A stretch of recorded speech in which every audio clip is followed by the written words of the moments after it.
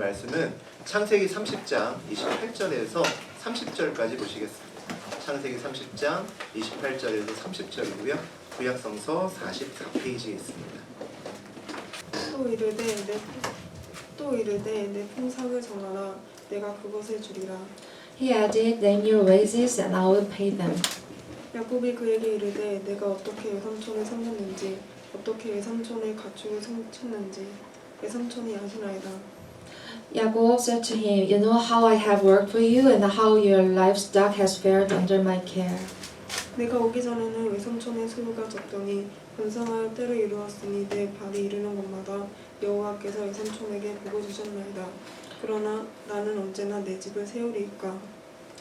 The little you had before I came has increased greatly, and the Lord has blessed you wherever I have been. But now, when may I do something for my own household? 하나님 말씀입니다. 아멘. 우리 창세기 30장 28절에서 30절까지 보셨습니다. 우리 그 내용 가지고 정말 안다면 이렇게 다투지 않는다. 정말 안다면 이렇게 다투지 않는다라는 제목으로 야곱 11번째 시간 함께 나누겠습니다. 우리 지난 시간에 야곱의 아내, 특히 레아와 라헬의 아들 쟁탈전 2차전을 우리 함께 보았습니다. 아들 소코는 최종적으로 8대3으로 끝났습니다. 압도적으로 레아가 이겼죠. 그런데 라헬도 마지막에 자기의 배로 요셉을 낳는 오랜 불임이었다가 요셉을 스스로 낳는 놀라운 일이 또 함께 벌어지기도 했습니다. 둘 다 엄청나게 복을 많이 받은 그런 여인들이죠. 아들은 많으나 야곱의 사랑이 없어서 하지만 레아는 불행했다라고 이야기합니다. 그리고 야곱의 사랑은 많았지만 아들이 없어서 역시 라헬도 불행한 그런 삶을 살았습니다. 지난 시간에는 두 여인 레아와 라헬이 다투었는데 오늘은 두 남자가 다툽니다. 라반과 야곱이 다투죠. 이 집안은 싸우다가 정말 시간 다 보내는 그런 집안이다라는 생각도 듭니다. 야곱의 인생길은 늘 다툼과 다툼이 끊이지 않고 일어나는 그런 인생길을 걷습니다. 오늘 라반과 라곱 사이에 어떤 다툼이 이루어지는지를 보면서 그 내용 가지고 함께 은혜 받는 시간 되셨으면 좋겠습니다. 우리 25절과 26절 읽어보겠습니다. 라헬이 요셉을 낳았을 때 야곱이 라반에게 이르되 나를 보내어 내 고향 나의 땅으로 가게 하시되 내가 외삼촌에게서 일하고 얻은 처자를 내게 주시어 나로 가게 하소서. 내가 외삼촌에게 한 일은 외삼촌이 아시나이다. 라헬이 요셉을 낳고 난 후에 라반을 찾아갑니다. 야곱이 라반을 찾아가죠. 그래서 이제 고향으로 가겠습니다 라고 이렇게 얘기를 합니다. 요셉을 낳고 보니까 어느덧 14년이라는 시간이 정말 주마등처럼 지나간 거죠. 야곱은 사랑하는 라헬을 얻기 위해서 14년 동안 정말 머슴처럼 돈 한 푼 받지 않고 지금까지 일을 했습니다. 이제 드디어 14년을 다 채웠던 거죠. 이제 라헬을 데리고 가겠습니다 라고 이렇게 장인에게 선포를 합니다. 라반의 집에서 이제 머슴살이에도 이제 드디어 해방이다 라는 생각을 하겠죠. 그런데 야곱이 고향으로 간다라는 저 말이 진짜일까라는 생각이 한편으로는 듭니다. 원래 야곱은 부잣집 도련님이죠. 여기서 사실 라반 삼촌 집에서 이렇게 돈도 받지 못하면서 생고생하면서 몸으로 결혼 지참금을 떼워야 되는 그런 사람이 절대 아닙니다. 집에 돈을 쌓아놓고 있는 사람이죠. 그럼에도 불구하고 14년을 군말 없이 마누라 얻겠다고 여기서 계속해서 머슴처럼 일했던 이유는 집이 있으나 집에 갈 수가 없었기 때문이죠. 형 에서에게 몹쓸 짓을 해서 도망 나왔기 때문입니다. 얼마 안 돼서 집으로 돌아갈 줄 알았겠죠. 그런데 집에서는 연락도 없고 10년이 훌쩍 지난 지금에도 역시 연락이 없는 건 똑같다는 겁니다. 그런데 오늘 야곱이 14년을 다 채웠으니까 이제 집으로 돌아가겠다라고 갑자기 라반에게 이야기를 하는 겁니다. 왜 갑자기 이런 말을 할까? 집에서 드디어 기다리던 연락이 온 것일까? 아니면 또 다른 이유가 있는 것일까? 라는 생각이 든다는 거죠. 단순한 사람은 자기의 속 이야기를 바로바로 합니다. 그래서 그 사람의 마음을 쉽게 알 수 있죠. 그런데 그렇지 않은 사람들도 굉장히 많습니다. 야곱과 라반은 절대 그런 사람이 아니죠. 아주 엉큼한 사람입니다. 심지어는 자기 마음에 있는 생각과 전혀 반대의 이야기를 눈 하나 깜짝이지 않고 얘기하는 사람들입니다. 우리 교회에서도 그런 사람들이 많다고 목사님들이 저한테 얘기를 많이 해주십니다. 어디 부서에 회장님을 뽑아야 되는데 어느 이제 권사님께 가서 회장님 하셔야 된다고. 그러니까 권사님이 난 절대 그런 거 못한다고 이렇게 거절을 하셨대요. 그래서 정말 생각이 없나 보다. 그리고 이제 다른 이제 권사님을 세우셨답니다. 그랬더니 다음 주부터 얼굴도 쌩하고 예배드리고 밥도 안 먹고 집에 가고 네, 그러셨대요. 나중에 알아보니까 시험 들었다고 회장을 안 시켜줘서 그냥 예의상 거절한 건데 어떻게 두 번도 안 물어보고 그러냐고. 그래서 사람들은 참 어려운 것 같습니다. 우리에게도 그런 마음이 누구에게나 있기도 하죠. 야곱과 라반은 항상 의도를 가지고 이야기를 합니다. 이들의 이야기는 끝까지 들어봐야 알 수가 있습니다. 자세히 묵상을 해야 그 속뜻을 알 수 있는 그런 사람들이죠. 어려운 두 사람이 오늘 또 만났습니다. 우리 17절과 28절 보시겠습니다. 라반이 그에게 이르되 여호와께서 너로 말미암아 내게 복 주신 줄을 내가 깨달았노니 내가 나를 사랑스럽게 여기거든 그대로 있으라. 또 이르되 내 품삯을 정하라. 내가 그것을 주리라. 라반이 야곱에게 묻습니다. 야곱을 붙들죠. 내가 나를 사랑스럽게 여기거든 그대로 있으라 라고 이야기를 합니다. 내가 너를 정말 사랑하는데 내 마음을 네가 안다면 떠나지 말고 함께 있자라고 그렇게 이야기를 하는 겁니다. 그동안 맘대로 부려먹고서는 입에서는 다른 말을 하는 거죠. 참 힘든 사람입니다. 라반은. 그리고 나서 이야기를 하죠. 내 품삯을 정하라. 내가 그것을 주리라 라고 이야기를 합니다. 야곱이 여기를 떠나 집으로 간다라고 합니다. 왜 집에 가려고 하느냐, 언제 가려고 하느냐, 이삭의 집으로 바로 가느냐, 뭐 이런 여러 가지 궁금증이 많을 텐데 그런 것들은 전혀 묻지 않습니다. 그리고 나서 바로 품삯의 문제로 넘어가는 것을 볼 수가 있습니다. 얼마 주면 돼? 이러는 거죠. 얼마 주면 나랑 같이 있을 건데? 바로 단도직입적으로 묻는 라반의 모습을 볼 수 있습니다. 라반이 야곱을 놓치고 싶지 않다라는 것을 우리가 느낄 수 있죠. 또 하나는 라반이 생각했을 때 이 문제는 야곱이 집으로 돌아가고 말고의 그런 문제가 아니라고 파악하는 겁니다. 경제적인 문제, 품삯 때문에 이러는 거다라고 라반은 생각하는 거죠. 그래서 품삯을 주면 야곱을 잡을 수 있다라고 생각합니다. 라반이 야곱을 잡으려고 하는 진짜 이유가 뭘까라고 오늘 본문을 보니까 여호와께서 너로 말미암아 내게 복 주신 줄을 내가 깨달았느니라고 되어 있습니다. 하나님께서 야곱 때문에 라반에게 큰 복을 주셨던 것을 알기 때문에 야곱을 놓칠 수 없다라는 것이 라반의 생각이라는 거죠. 이 깨달았다고 하는 의미에는 아주 골똘히 생각했다라는 의미가 담겨져 있습니다. 그러니까 라반이 이전까지는 안 그랬는데 갑자기 자기 재산이 놀랍게 부른 것을 보고 생각했다는 거죠. 관찰하고 살피면서 도대체 왜 이렇게 갑자기 재산이 분 거지? 라는 생각을 했다는 겁니다. 그랬다 보니까 야곱 때문이구나 라는 것을 알았다는 거죠. 누군가 복을 받았는데 당신 때문에 내가 복을 받았습니다 라는 이야기를 들으면 참 기쁠 겁니다. 나를 통해서 누군가에게 복이 갔다면 참 기쁜 거죠. 하나님은 천지를 창조하시고 이 세상의 주인이십니다. 그리고 오늘 우리는 그분의 자녀라고 이야기를 하죠. 내가 다니는 직장이 잘 되고 내가 거래하는 거래처가 잘 될 때 그들이 나로 말미암아 하나님의 복을 받는다라는 것이 느껴질 때 우리가 하나님 자녀다라고 하는 자부심으로 인생을 살아갈 수 있을 것 같습니다. 그런데 반대로 나로 말미암아 내 주변에 복을 받게 하려면 내가 어떻게 살아가야 되는가? 그 문제에 대해서도 우리가 고민을 많이 하고 있어야 됩니다. 세상에서는 그런 말을 많이 하죠. 뭐 남의 일인데 그렇게까지 해. 적당히 해. 이런 얘기들 많이 합니다. 자기 물건은 엄청 아끼면서 회사 물건은 마구마구 씁니다. 내 것이 아니기 때문에. 그래서 세상에서 뭐라고 얘기합니까? 주인의식 좀 가지라고 회사에서 그렇게 얘기를 합니다. 주인의식을 가지라는 것은 반대로 해석하면 내가 절대 주인이 아니기 때문에 얘기하는 겁니다. 주인이 아닌데 주인인 척하라고 사실은 얘기하는 거죠. 그런데 하나님은 온 세상의 주인이십니다. 그리고 우리는 그분의 아들이고 그분의 딸이죠. 그래서 우리는 주인의 아들, 주인의 딸 의식을 좀 가질 필요가 있는 것 같습니다. 내가 다니는 회사도 사업장도 모두 하나님의 것이라는 거죠.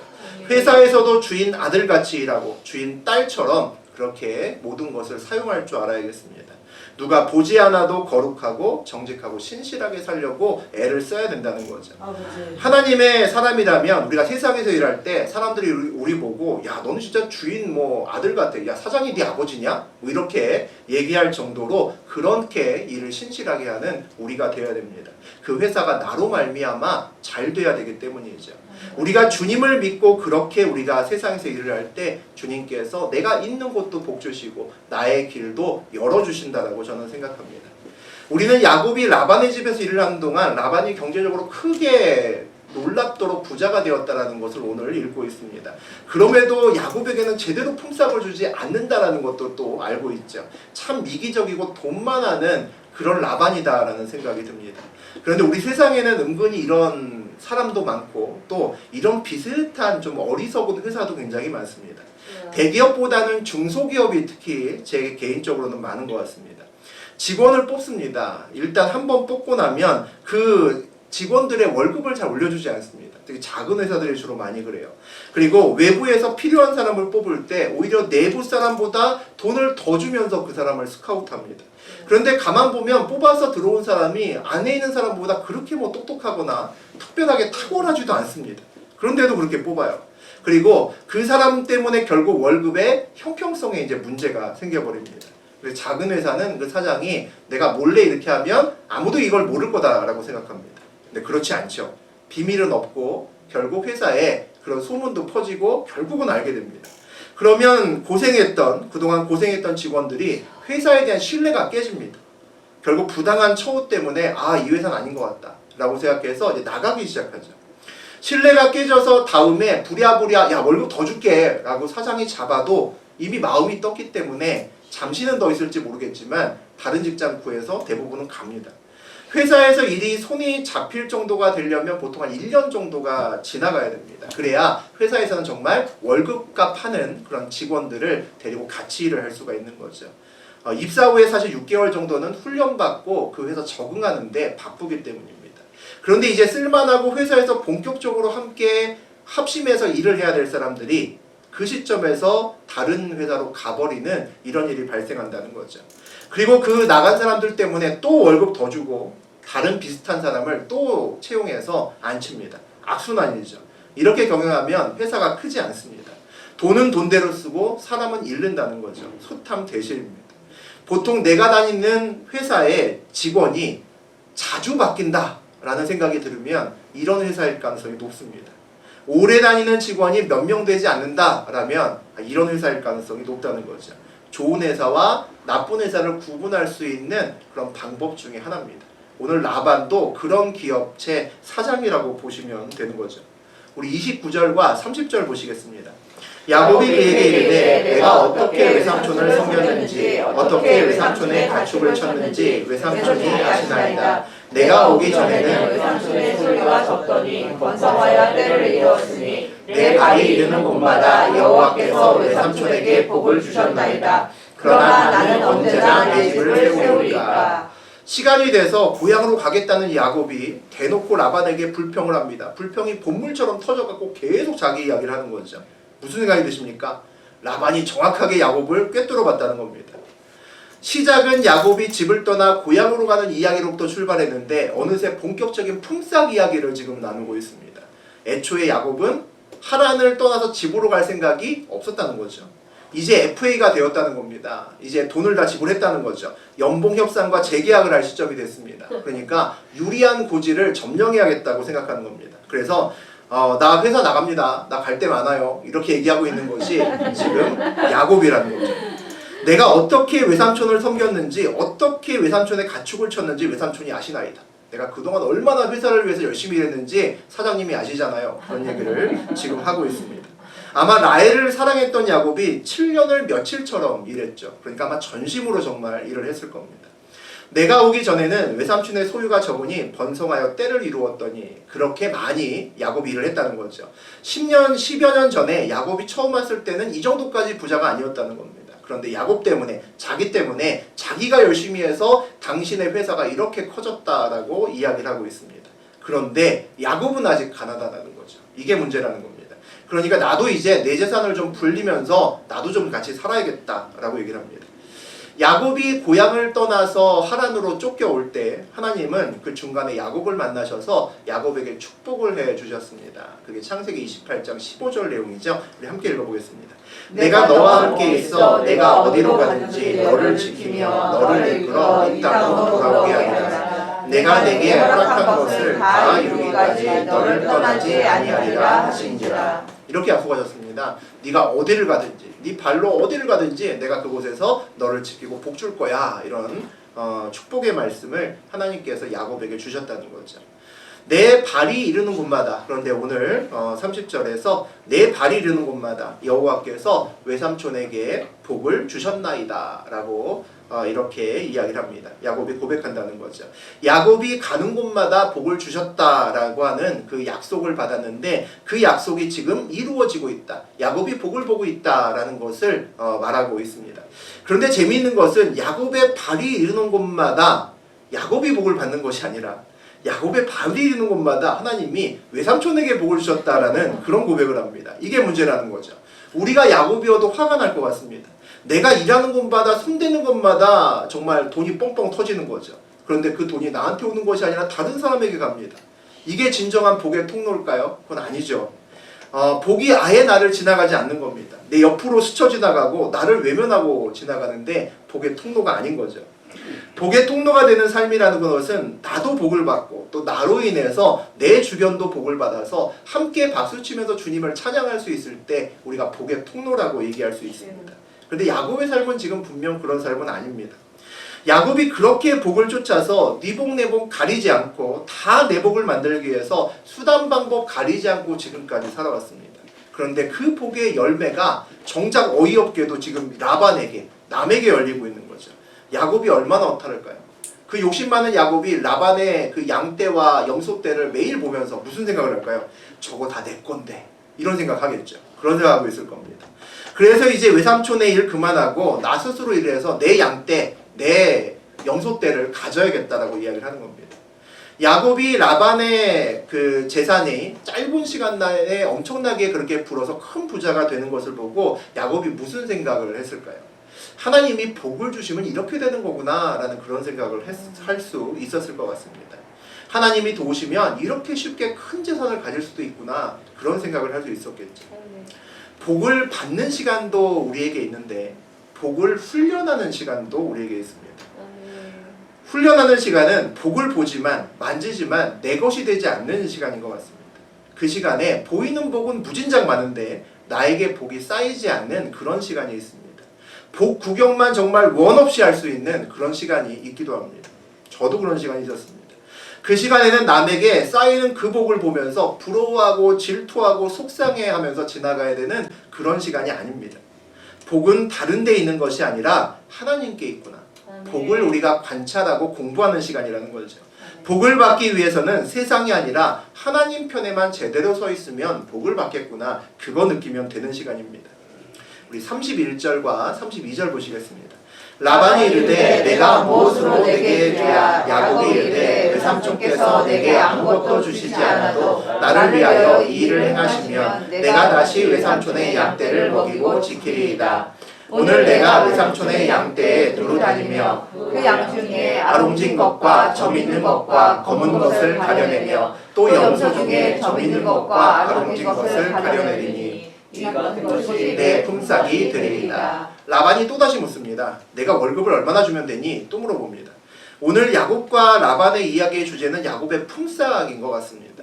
라반은 오늘 28절부터 31절 28절과 31절 두 군데에서 두 번이나 묻습니다. 너에게 얼마나 주면 나하고 같이 있을 건데 두 번이나 묻죠. 야곱은 협상에 대간 것 같습니다. 머리가 굉장히 좋죠. 라반과 같은 사장을 만나면 절대 같이 부자가 되는 것은 정말 쉽지 않을 것 같습니다. 노련한 협상가, 노련한 사람은 절대 자기가 원하는 협상안을 먼저 내놓지 않습니다. 항상 먼저 묻죠. 항상 먼저 남의 의사를 들으려고 합니다.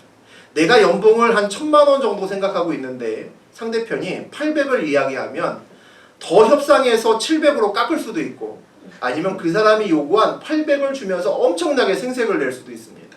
그리고는 또는 내가 원래 한 1,000만 원 정도 줘야겠다 생각하는 그 금액을 주면서 부당한 요구를 할 수도 있습니다.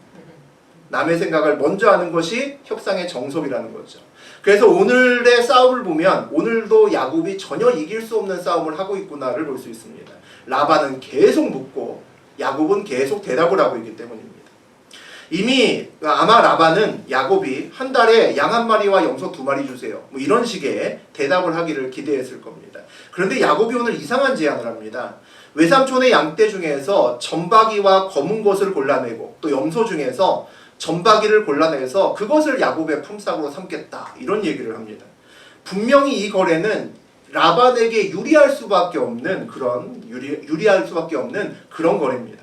염소나 양 중에서 가끔 나오는 돌연변이와 같은 그런 애들만 자기가 갖겠다는 겁니다. 어차피 그런 양이나 염소는 몇 마리 되지 않거든요. 라반이 야곱의 제안을 받아들이지 않을 이유는 조금도 없어 보입니다. 헐값에 야곱을 계속 머슴처럼 부릴 수 있는 이상한 제안을 지금 야곱이 하는 거죠.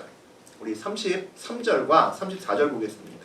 후일에 외삼촌께서 오셔서 내 품삯을 조사하실 때 나의 의가 내 대답이 되리이다. 내게 혹시 염소 중 아름지지 아니한 것이나 점이 없는 것이나 양 중에 검지 아니한 것이 있거든 다 도둑질한 것으로 인정하소서. 라반이 이르되 내가 내 말대로 하리라 하고. 뒤이어서 야곱이 계속 얘기를 합니다. 혹시 나중에라도 와서 야곱이 갖고 있는 양이나 또는 이제 염소 중에서 흰 양이 있거나 또는 점박이 어떤 그 염소 같은 것이 있으면 자기가 속인 거라고 얘기를 합니다. 이거 다 라반의 거라고. 그래서 그렇게 이야기를 합니다. 라반이 야곱이 왜 이런 제안을 했을까요? 손해 보는 일을 절대 하지 않은 야곱입니다. 그런데 지금 불리한 제안을 도리어 하고 있습니다.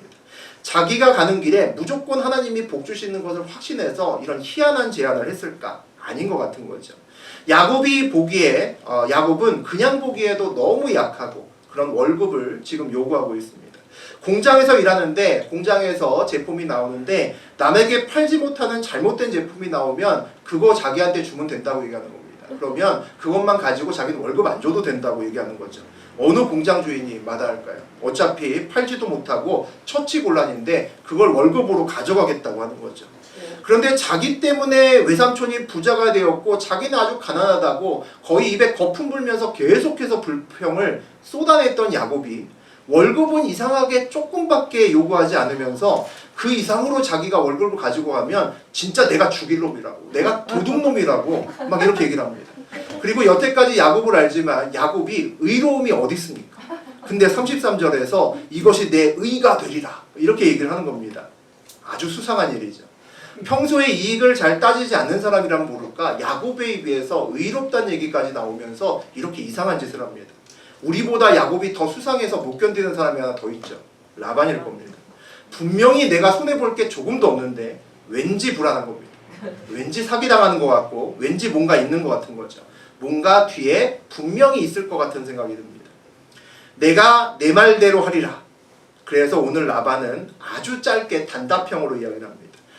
야곱이 29절에서 33절에까지 계속해서 불평하면서 이거 줬으면 좋겠다, 이것이 맞다 틀리다 얘기하면서 계속 주저리주저리 떠드는데 그 말을 쭉 듣고 나서 한마디로 얘기를 하는 거죠. 네 말대로 하던가 그렇게 얘기하고 끝낸다는 겁니다. 수상하다는 거죠. 뭔가 이상하다는 겁니다. 라반이 마음속이 그렇게 개운하지 않은 것 같습니다. 그냥 내 품삯을 한 달에 양 몇 마리 주세요. 그럼 참 좋겠는데 이거는 무슨 제안일까? 라반이 고민합니다. 오늘 이 야곱의 요구의 핵심은 뭐냐면 품삯을 고정적으로 정하지 않겠다는 겁니다. 야곱의 제안은 자기의 품삯을 고정적으로 정하지 않고 요즘 말로 하면 일종의 인센티브제로 하겠다는 겁니다. 분봉은 없이 하나도 주지 않아도 되니까 실적에 따라서 나는 돈을 받겠다 이렇게 얘기를 하는 거죠. 그런데 그 인센티브가 라반이 볼 때 이해가 되지 않는다는 겁니다. 양이 몇 마리 늘었을 때 나에게 몇 마리를 달라는 것이 아니라 이상한 바보 같은 인센티브를 지금 제시하고 있는다는 거죠. 그런데 야곱의 입장에서는 이게 왠지 모르게 비장의 승부수 같은 느낌이 든다는 겁니다. 아무리 생각해도 야곱의 속뜻을 알지 못하겠는데 크게 한탕하겠다라는 생각이 드는 것은 우리뿐만 아닐 겁니다. 마찬가지로 라반도 야곱이 그런 생각을 갖고 있을 거라는 생각이 든다는 거죠. 야곱의 마음을 라반도 역시 보았을 겁니다. 그래서 라반이 이 이야기를 듣고 나서 내 말대로 해! 한 다음에 어떻게 후속 조치를 하는지 보겠습니다. 35절 보죠. 그날에 그가 순염소 중 얼룩무늬 있는 것과 점 있는 것을 가리고 암염소 중 흰 바탕에 아롱진 것과 점 있는 것을 가리고 양 중에 검은 것들을 가려 자기 아들들의 손에 맡기고 이상한 연봉협상을 마쳤습니다. 그 다음에 라반이 한 일은 유리한 연봉협상을 끝냈음에도 불구하고 분명히 잘 끝냈음에도 불안한 거죠. 놓친 게 있는 것 같은 겁니다. 그래서 그 불안한 여지를 모두 다 없애려고 합니다.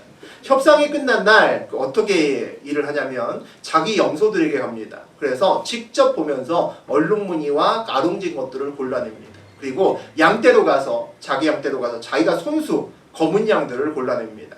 그리고 정말 믿을 수 있는 자기와 피를 나눈 아들들에게, 어차피 나중에 아들들에게 물려줄 거니까 아들들에게 그 양을 맡깁니다. 야곱이 절대로 허튼 짓 하지 못하게 그렇게 한다는 거죠. 불안의 요소를 1도 남기지 않겠다는 겁니다. 야곱이 어떤 속임수를 쓰든지 간에 원천봉쇄하려고 하는 모습이 보입니다. 36절 보자. 자기와 야곱의 사이를 사흘 뜨게 하였고 야곱은 라반의 남은 양떼를 치니라. 라반이 야곱과 무려 3일길이나 자기 일하는 머슴과 3일길을 걷습니다. 서로 속이는데 일가견이 있는 두 사람이 서로 믿지 못하고 3일을 걷습니다. 그 3일길은 야곱의 양과 라반의 양의 거리입니다. 거처를 멀리 뛰어났다는 거죠. 야곱의 얼룩지고 까만 염소와 양들이 자기의 양들과 3일 거리만큼 떨어뜨려 놨다는 겁니다. 왜 그랬을까요? 그 야곱의 아롱진 것들이나 꺼무티티한 것들이 자기 양들과 교배를 하면 그런 놈들이 생길 수 있잖아요. 그러니까 3일 정도 떨어뜨려 놓으면 만날래야 만날 수가 없는 거죠. 견우와 직녀가 된 겁니다. 만날 수 없는 그런 사이가 됐습니다. 라반의 이 조치를 보면서 야, 생명과학자 같아. 유전공학자 같다라는 생각이 들었습니다. 그렇게 마인드가 있다는 거죠. 아주 놀라울 정도로 철저하게 대비를 합니다. 3일 정도 거리를 벌렸으니까 이제 두 가축들이 서로 교배를 한다는 것은 불가능해졌습니다.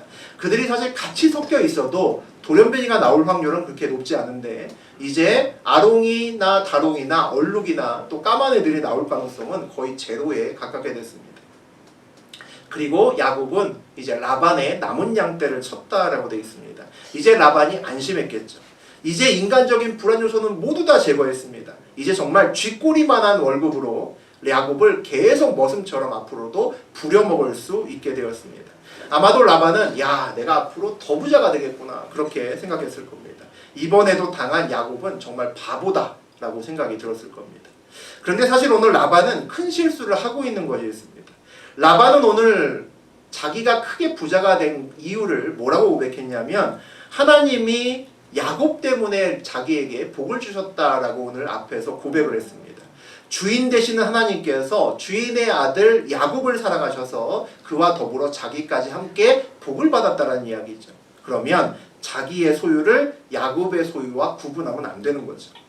야곱의 것이 라반 안에 있을 때 하나님이 야곱을 축복하면서 자연스럽게 라반의 축복이 같이 임하지만 라반과 야곱의 것을 저렇게 3일치로 구분해 놓으면 얘기는 달라집니다. 하나님이 야곱을 축복해도 라반에게 오지 않는다는 거죠. 오늘 야곱의 삶은 복을 훈련받은 삶을 살고 있습니다. 분명히 하나님의 복이 눈앞에 보이는데 나를 그냥 지나가죠. 쌓이지 않는 겁니다. 야곱은 자기를 지나 하나님의 복이 라반에게 가는 것을 그냥 넉넉히 볼 수밖에 없는 안타까운 시간을 오늘 보내고 있습니다. 야곱이 복을 받으면 복을 받을수록 야곱이 아니라 라반이 부자가 되는 것을 구경만 할 수밖에 없는 처지라는 거죠. 오늘 이 이야기를 통해서 하나님이 야곱에게 보여주신 것이 있죠. 복은 하나님이 주신다라는 것을 보여주시는 겁니다. 하나님의 마음만 먹으면 너에게 얼마든지 큰 복을 주실 수 있다라는 것을 알려주시는 거죠. 그러니까 뭐를 하는 겁니까? 복이 아니라 나를 붙들어라 라고 오늘 야곱에게 이야기를 하고 계십니다. 야곱은 브엘세바, 고향이죠. 브엘세바의 복 전문가라고 저는 생각합니다. 고향에서 복이란 복은 다 쓸어 담았던 어릴 때부터 복의 신동이었던 그런 아이였습니다. 팥죽 한 그릇으로 장자권을 샀다는 전설의 주인공이 야곱이죠. 라반은 하란의 복 전문가입니다. 브엘세바의 이런 시골의 복 전문가하고는 레벨이 다른 진정한 복 전문가, 도시의 복 전문가가 우리 라반이죠. 복에 대해서는 타의 추종을 불허합니다. 그런데 오늘 그 두 복 전문가가 복을 서로 다툽니다. 라반이 받은 놀라운 축복을 바라보면서 라반과 야곱의 두 복 전문가가 어떻게 복을 받았는지 서로 분석을 합니다. 그 분석한 내용이 27절과 30절의 그 상반부입니다. 우리 다시 한번 읽어보죠.